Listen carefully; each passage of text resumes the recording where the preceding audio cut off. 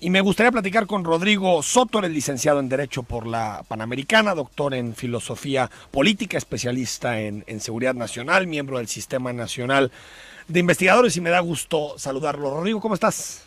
Mucho gusto, Enrique, muy bien, gracias a Dios, con el gusto de saludarte a ti y a todo tu auditorio. Oye, ¿lo podemos catalogar como una luna de miel entre la milicia y López Obrador? Vamos a esperar para llamarlo luna de miel, pero sí hay semejanzas porque efectivamente desde antes de tomar posesión, en ese discurso que tuvo a las Fuerzas Armadas, ese acercamiento directísimo antes que cualquier otra institución federal, pues se ve un cambio de actitud y ahora, como estamos viendo, en la asignación de proyectos que son para López Obrador fundamentales para financiar también la misma posibilidad de una Guardia Nacional, y ahora con la venta de aeronaves, que todo va para el ejército, sí, el tema de construcción, la administración de un aeropuerto civil, etc., pues no solo hay un cambio de actitud, sino una incorporación o una cooptación también desde el punto de vista económico presupuestal, para tener un acercamiento, vamos a decirlo así, de primera línea, ¿no?, con las Fuerzas Armadas. Desde tu punto de vista, Rodrigo Soto, ¿cuándo cambió esta relación? Porque si recuerdas, incluso tú y yo tuvimos posibilidad de comentarlo poquito después de la elección, que había como algunos mensajes que generaban preocupación al interior de las fuerzas castrenses, pero después los discursos de Andrés Manuel, tal vez el de poquito antes, unos 4 o 5 días antes de tomar posesión del cargo como presidente de la República, o la misma designación de Luis Crescencio Sandoval al frente de la Sedena. ¿Qué momentos son importantes para entender esta nueva relación entre el ejército y López Obrador? Yo creo que sin duda el primer momento es la elección de sus secretarios de la defensa. Yo me acuerdo que en conversaciones contigo veía que efectivamente se mantenía la institucionalidad, pero lo que es cierto es que, vamos a decirlo así, que por tradición y por edad, un grupo de mandos que serían los naturales para ascender a los primeros puestos no lo hicieron, sino que se fue a la siguiente generación.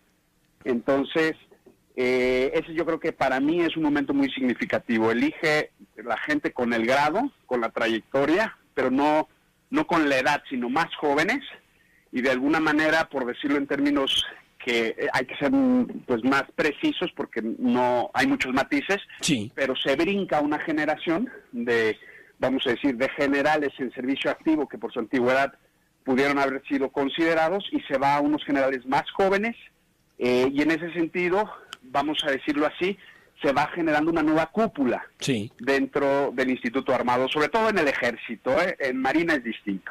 Un relevo en la élite, digamos. Es correcto, si lo queremos decir mal y rápido, entre comillas, porque como todo tiene sus matices, claro. Pero sí, ese es un primer momento. Segundo momento, lo que acabamos de decir tú y yo, el tema del discurso.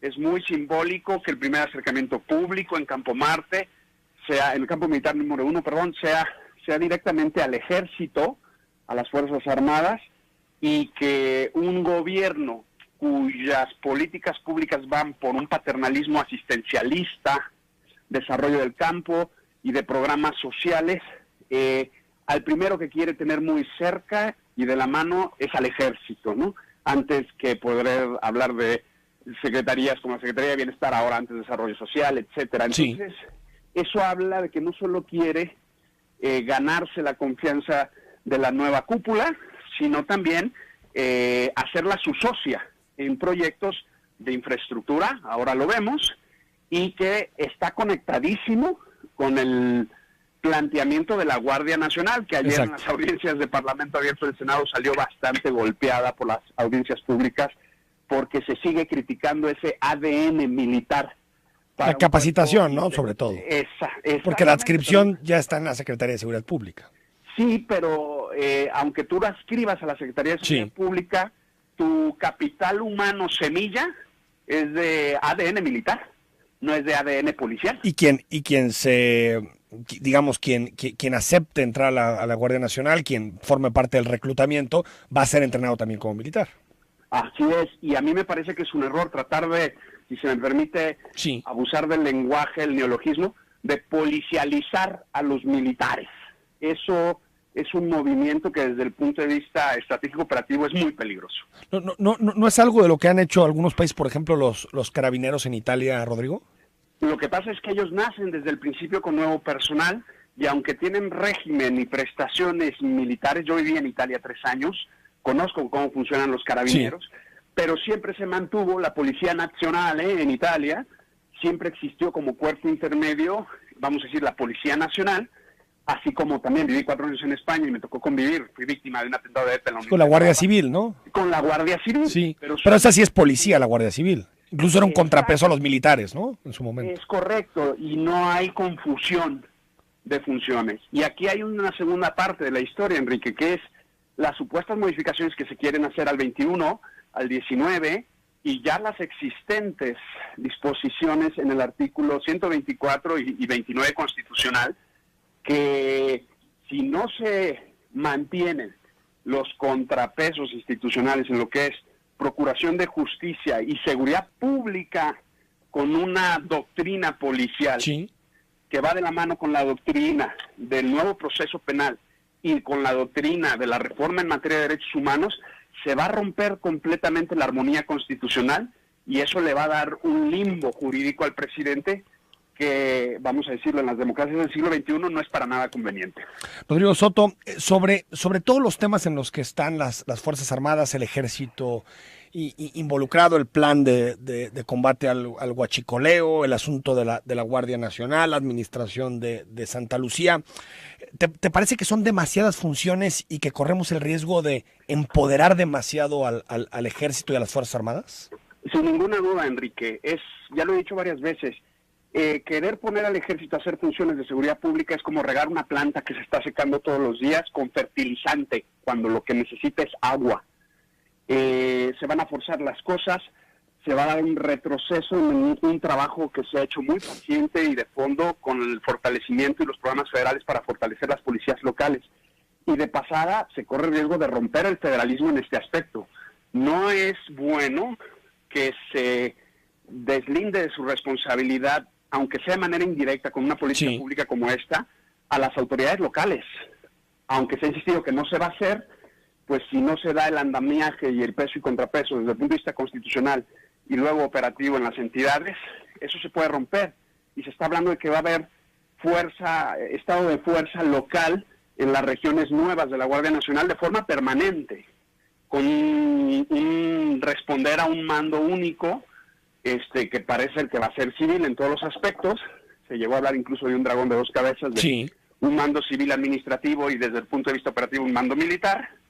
Entonces, no es lo mismo que tenga yo un mando militar en una policía que esté en estado de retiro o que esté provisionalmente con su experiencia táctica operativa, a que también la tropa tenga un ADN militar. Entonces, no es comparable, vamos a decirlo así, con otros casos que no son generalizados, donde ha habido un militar en un mando de una policía local. Es un matiz muy distinto. Y entonces, sí, duda, que aquí nos pasa en Jalisco. El secretario de Seguridad Pública tiene un origen castrense. Exactamente, pero su cuerpo es civil, siempre lo ha sido, y su régimen es de policía civil cara a la seguridad pública. Entonces, estamos creando una especie de mutante por una urgencia de combatir un problema que no se ha entendido que solo se va a solucionar a largo plazo. Y volvemos a caer en lo que ha caracterizado estos 2 meses y cacho de gobierno. Mucha prisa para sacar las reformas. Y poca reflexión, ¿no? Exactamente, sin tener los diagnósticos, ni siquiera las proyecciones de los efectos colaterales que esto pueda tener. Rodrigo Soto, digamos, si lo vemos en términos de lo que ha pasado en América Latina, y antes de despedirte, pues en México nunca ha habido un golpe militar, siempre las Fuerzas Armadas han sido leales al presidente de la República y en general leales al Estado de Derecho, pero cuando vemos América Latina, pues sí vemos gobiernos que llegaron a tener algún origen militar o de algún tipo. ¿Crees que con el empoderamiento, con sacar tanto a los militares, corramos el riesgo que después ya sea muy difícil regresarlos? Sería difícil asentarlo con toda seguridad. Mi experiencia en mi colaboración con las Fuerzas Armadas es que efectivamente hay gente muy preparada y muy consciente incluso de estos mismos peligros. Ellos quieren ser militares, no policías. Entonces yo creo... O sea, esta idea de que estos quieren estar en la calle no es cierto. Yo creo que hay división de opinión. Por supuesto que no, porque ellos, al menos la gente que ya lleva muchos años en el servicio activo, ellos se enrolaron al servicio activo para una misión muy distinta a la de la policía. Entonces, obviamente, es verdad que tenemos un problema tremendo de seguridad pública, no podemos tapar el sol con un dedo, pero volvemos a lo mismo, que las prisas no nos lleven después a que el remedio sea peor que la enfermedad. Entonces yo apuesto y estoy seguro que muchos mandos de las Fuerzas Armadas son conscientes de su lealtad institucional, la hemos atestiguado. Sabemos que el pueblo de México rinde honor y agradecimiento a nuestras Fuerzas Armadas porque vamos a decir, se han enfrentado al crimen organizado y han sido verdaderamente unos héroes. Y han desgastado su imagen, su prestigio. No es lo mismo lo que se pensaba, Rodrigo, del ejército hace 12 años que lo que se piensa hoy. Para nada. Se han desprestigiado.